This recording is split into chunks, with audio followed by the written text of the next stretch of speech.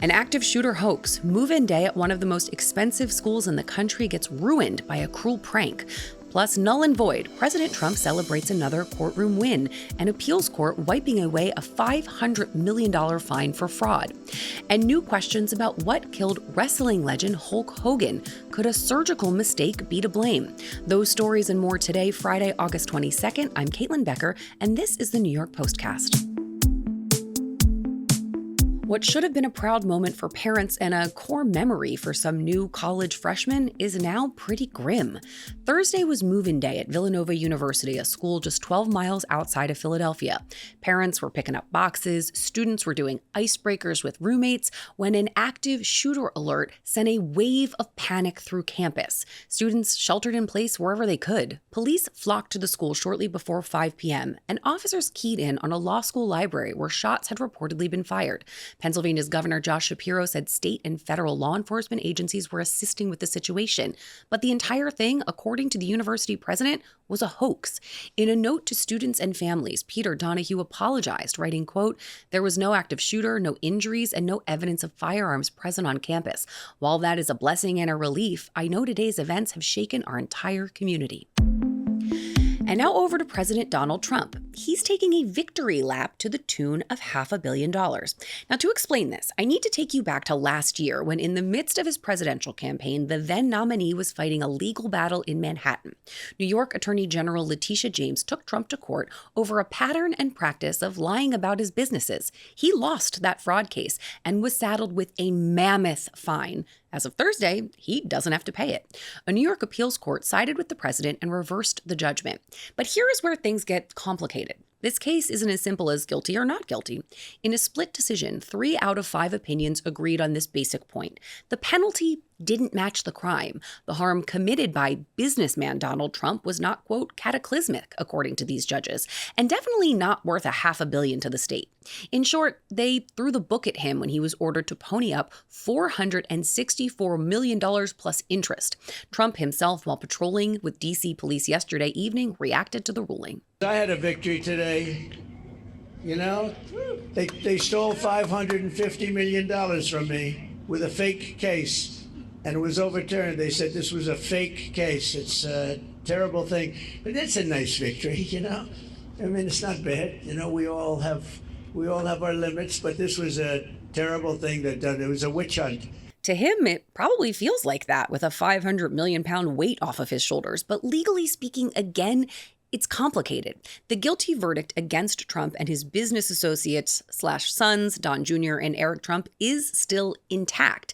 These 3 are still barred from doing business in the Empire State for the next few years. But this is not the end to the saga. That part of the judgment is still being appealed by the president, and now it gets kicked up to the state Supreme Court. Now, a video TikTok didn't want in your algorithm because it's renewing concerns about what the app is doing to teens' mental health. TikTok has long claimed that the platform is A-OK for teenagers, but their own employees aren't so sure. Newly unsealed videos obtained as part of a North Carolina lawsuit against the app's parent company ByteDance show TikTok employees grappling with pushing potentially unhealthy content to kids. One staffer put it simply, quote, "Some of the stuff that people find interesting are not always the most healthy." But another former employee boiled it down even more bluntly, saying that what the algorithm pushed to kids, quote, "It keeps me up at night." The complaint from the North Carolina Attorney General, and joined by 13 other states, accuses the app of deceiving parents and children about safety risks and alleges that the entire point of the app is to be highly addictive to minors. Now, TikTok defended itself, saying that it has implemented scrolling breaks and meditations to stop users from spending unchecked hours on the app. Now to our big story, the most sweeping review of the U.S. immigration system maybe ever. The State Department announced yesterday that it's checking every single U.S. visa holder, that's 55 million people, to see if any of them have committed deportable offenses. The government says all visa holders are subject to what it called continuous vetting, and they're going to kick out anyone and everyone who isn't on the straight and narrow. Minor things like overstaying a visa all the way to criminal activity or providing support to a terrorist group will get someone deported. This is the latest effort in President Trump's immigration crackdown. The doubling down crackdown on the administration's hawkish policy comes as we're learning more about how effective it's been so far. New numbers are illustrating how the makeup of the country is rapidly changing.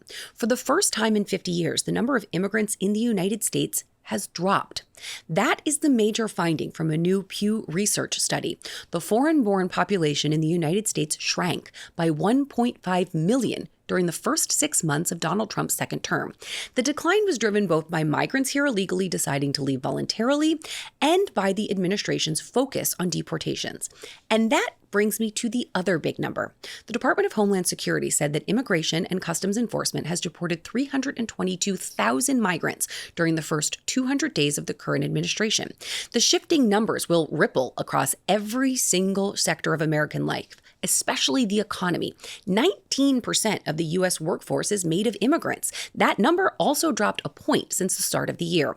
Joining me now, New York Post senior reporter Chris Nisi. Chris, the numbers are pretty staggering. A dip of 1.5 million in 6 months. I mean, how much of this can really be attributed to the Trump administration's immigration crackdown? It's not lost on me that the countdown for this started in January when Trump took office a second time. The Trump administration's crackdown absolutely plays a major role in these numbers we're seeing, Caitlin. The president took 181 executive actions specifically related to immigration in the first 100 days of his second term, representing one of the most sweeping policy shifts around immigration enforcement in the history of the U.S. The actions covered things like stepping up arrests and deportations in sanctuary cities like New York, Los Angeles, and Chicago, stricter student visa requirements, and restricting asylum access at the southern border. What we're seeing is the early results of those reforms starting to bubble to the surface. I mean, 1.5 million, that's a much larger number than I was certainly anticipating. And the drop covers foreigners in the U.S. both legally and illegally. Does the breakdown get any more granular than that? Is that just generally what we know? I mean, is this deportations? How many people are leaving by choice? Did they reveal any of those numbers? So it's definitely a mix. But currently, the number of illegal immigrants who opted to self-deport is around 4 to 5 times the number of involuntary deportations. The Department of Homeland Security says around 1.6 million migrants have voluntarily left the country since Trump came to office. By comparison, Immigration and Customs Enforcement say they've booted around 332,000 illegal immigrants from the U.S. in that same time period.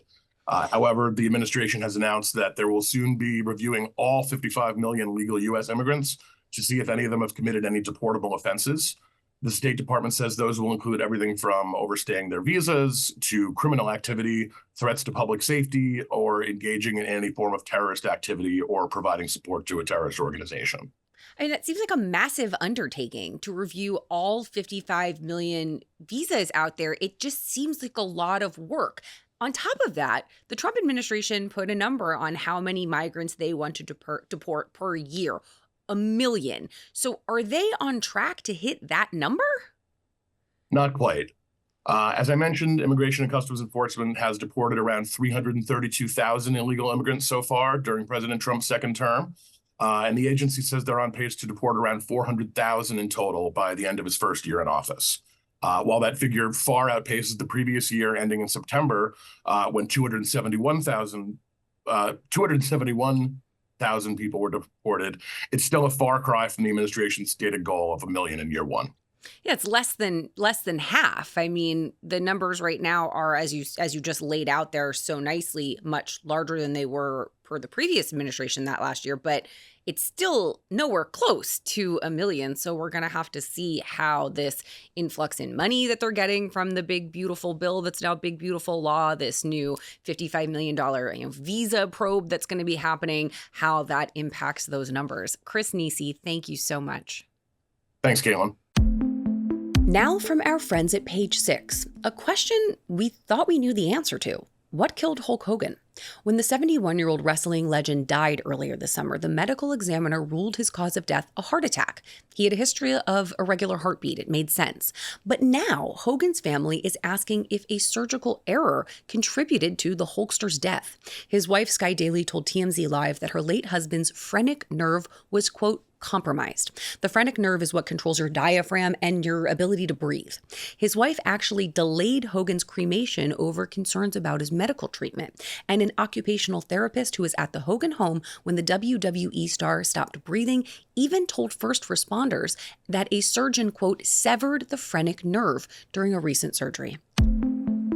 And finally, what kind of driver are you? Do you let people in front of you with a wave, even on a busy highway? Are you a never so much as a beep beep when someone is sitting at a green light person? No? Me either.